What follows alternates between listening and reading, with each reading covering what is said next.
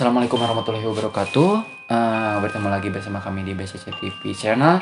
Nah, untuk kali ini kita akan membahas tentang mitos horor ya, mitos-mitos horor atau yang beredar di daerah Kabupaten Sumedang, tepatnya di Tanjung Sari di SD apa? Di SD Gudang 1 Tanjung Sari. Nah, di SD Gudang 1 Tanjung Sari ya.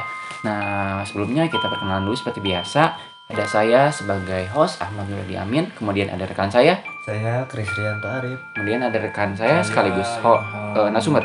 Ilham Roman.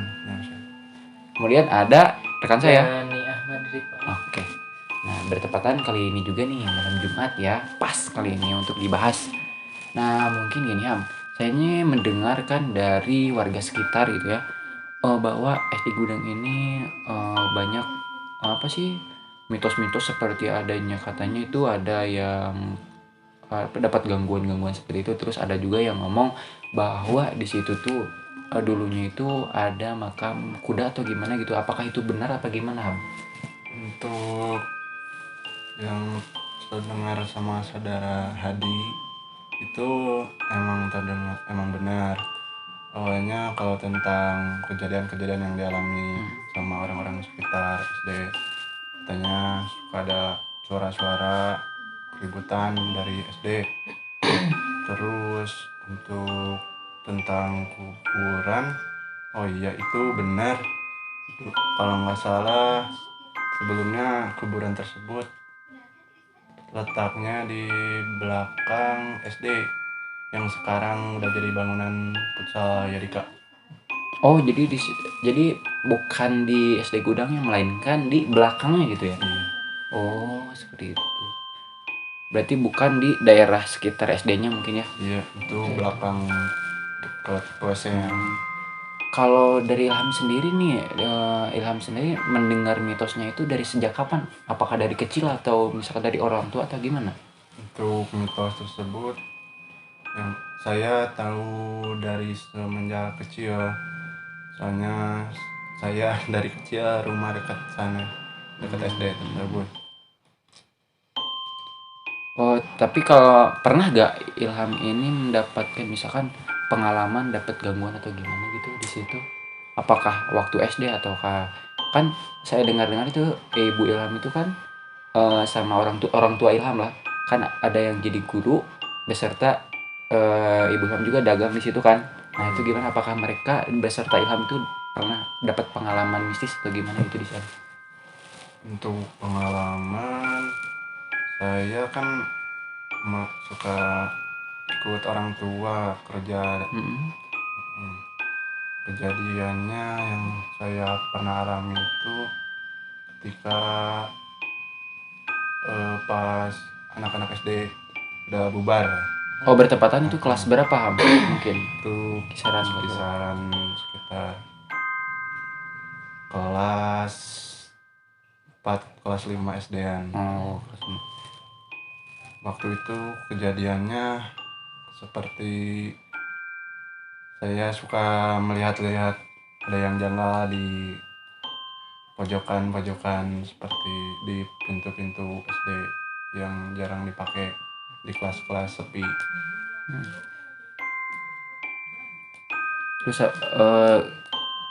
Terus di mana Ilham lihat kejadian janggalnya gitu tersebut itu? Kejadian janggalnya yang saya alami sih cuman lihat ada yang cuman lihat yang aneh-aneh doang, kayak di pojokan SD di jendela yang bekas ruangan kelas yang sudah lama nggak dipakai. Kalau sekarang udah lama sih nggak ke daerah sana lagi, belum mendengar. Terus kalau misalkan dari orang tua Ilham sendiri nih, apakah ada pengalaman juga gitu beserta pegawai, mungkin dari pegawainya juga ada mungkin di sana atau Iya. gimana? Kalau dari pengalaman kata orang tua itu cerita katanya yang dialami pekerja yang ada di SD, salah satunya suka ada gangguan lagi beres-beres waktu udah bubaran sekolah, kayak ada kejadian seperti ngelihat orang di daerah WC Terus suka ada kegaduhan, suka berisik di pojokan kelas atas di tingkat 2 itu. Waktu dicari sih sepi ya. Jadi mungkin dari dulu juga memang gangguannya itu udah nyata. Mungkin yang saya tangkap Jadi dulu mungkin ya. jadi sampai nyampe ke masyarakat juga, sampai beredar berita-berita bahwa mungkin menunjukkan bahwa mereka itu mungkin ada dan udah lama mungkin di situ. Jadi itu. Nah, dari pengalaman Ilham kan yang tadi kebanyakan mungkin mendengar dari orang lain ya. Iya. Kalau misalkan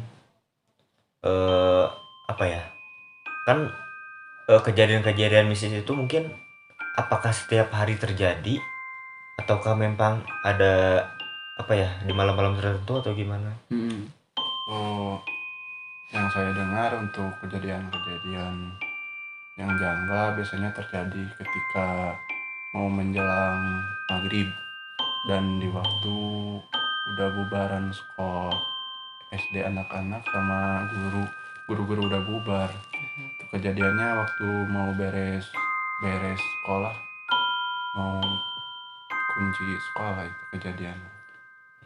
Jadi mungkin saat berakhir aktivitas lah, hingga mungkin tinggal giliran mereka yang beraktivitas mungkin ya. Kayak gitu lah. Baratnya giliran mereka buat aktivitas di menjelang maghrib malam. Berarti mereka aktif banget gitu ya. Karena ada ini juga ya.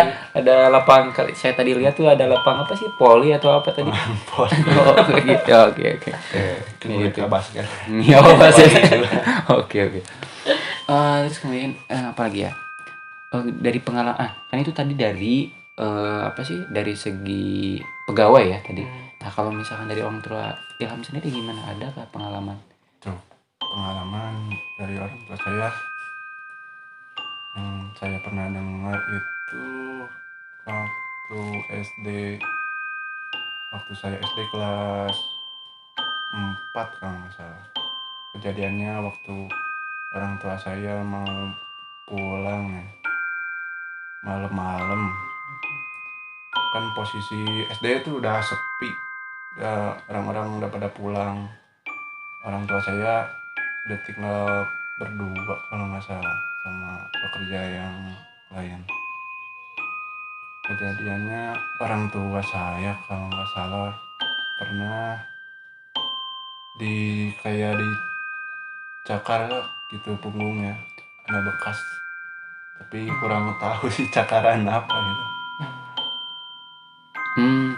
Cakaran itu di awal itu terlihatnya itu kapan gitu? Apakah sesudah meninggalkan SD tersebut atau dari pas mau keluar SD itu udah kerasa gimana gitu? Untuk kejadiannya katanya waktu malam-malam lagi ke WC anak-anak di pojok. Oh, yang tadi mungkin yang tadi terakhir dilihat ya kan tadi kita sempat ke sana ya. Mungkin yang di kiri pojok mungkin di kiri pojok di situ.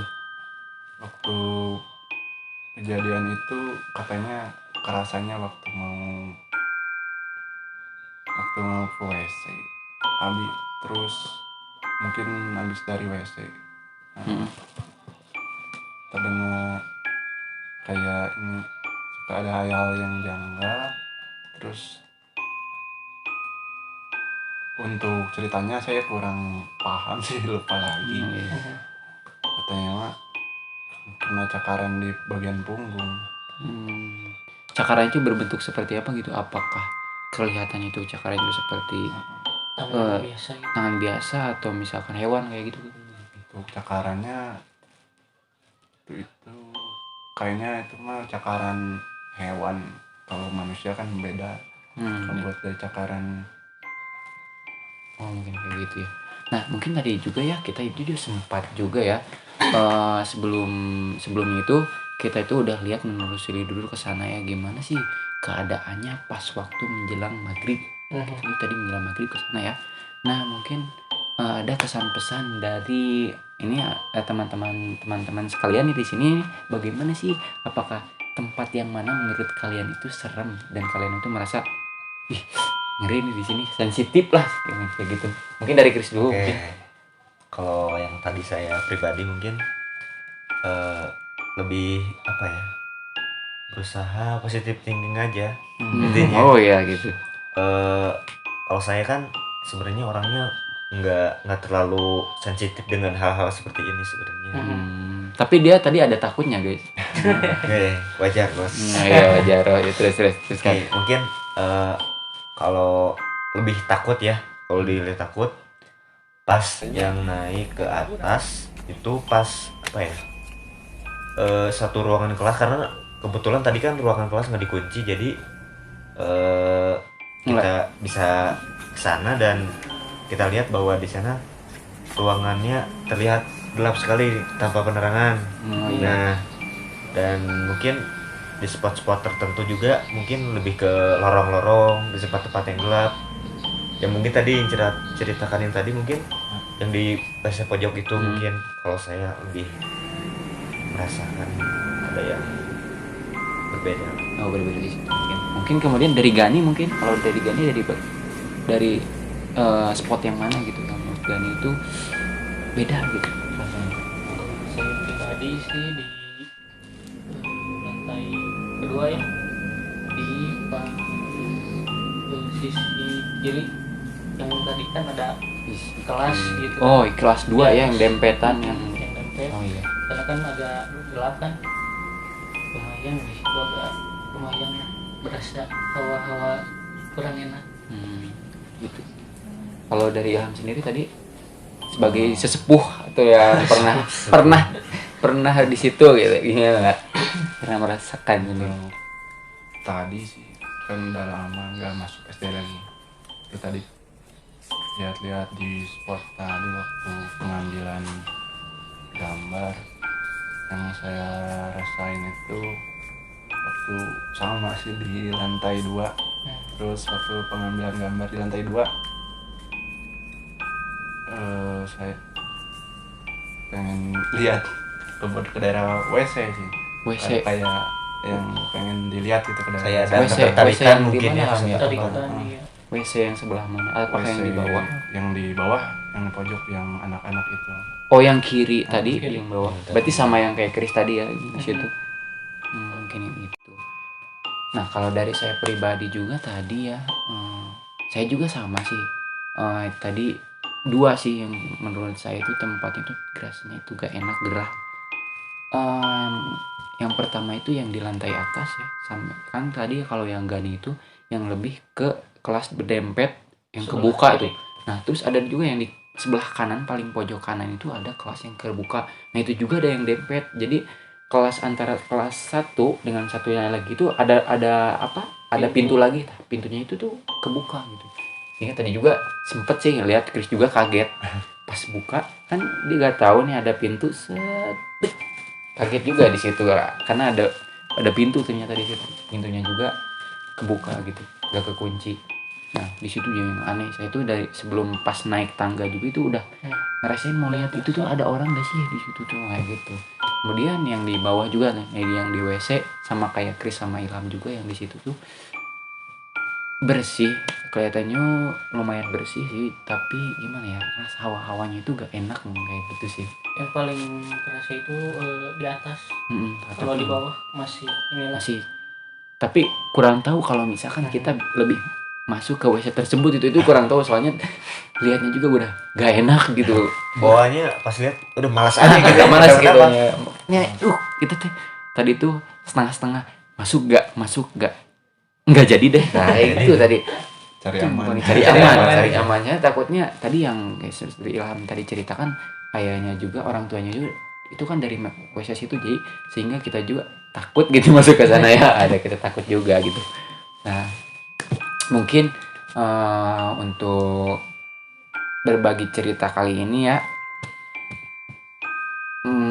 mungkin segitu aja ya. Mungkin tadi kan kesan pesannya tadi datang ke sana itu udah diceritainnya sama masing-masing ya. Ada mungkin jika kalian yang penasaran gitu ya, misalkan mitos tersebut, kalian bisa langsung ke lokasinya di SD 1 Tanjung Sari.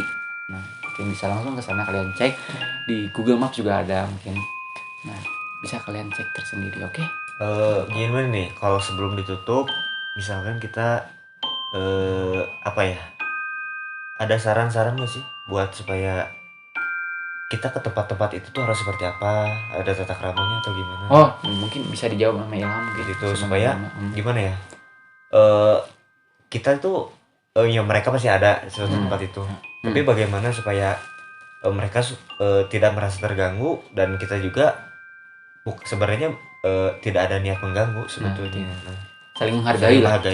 Bagaimana harusnya untuk cari aman sih kita mending jangan kesana ya.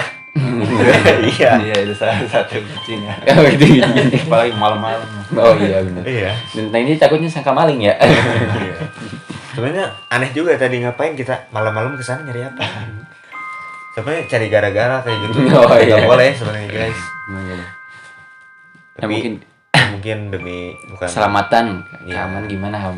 Apakah ada tata krama khusus gitu? Untuk tata krama sih saya belum dengar atau nggak harus apa-apa gitu kata orang-orang yang kerja di dalam. Cuman kalau dari saya sendiri mending sopan sih kalau malam-malam. Ya sopannya itu Kalau seperti apa gitu? sana jangan kayak misalnya kita jangan ngelakuin hal-hal yang aneh, terus jangan kayak ngundang-ngundang mereka gitu, mancing-mancing. Oh ya mancing-mancing. Jadi nanti kalau mancing-mancing dapat ikan. Nah, Oh iya. mungkin gimana ya?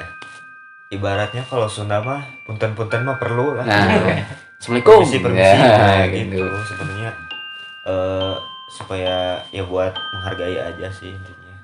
Bahwa ternyata di dunia yang di Indonesia dengan beragam budaya, kepercayaan ke mitos gitu masih melekat gitu, masih dipertahankan sampai sekarang. Dan karena mungkin ya memang mereka ada gitu. Ya mungkin. Ya mungkin cerita kali ini dicukupkan ya. Mungkin di lain waktu kita akan mencari lagi spot yang banyak mitosnya mungkin ya di next video. Semoga video kali ini dapat menghibur kalian dan selamat beraktivitas kembali dan jangan lupa sekarang malam Jumat. See you next video. Assalamualaikum warahmatullahi wabarakatuh.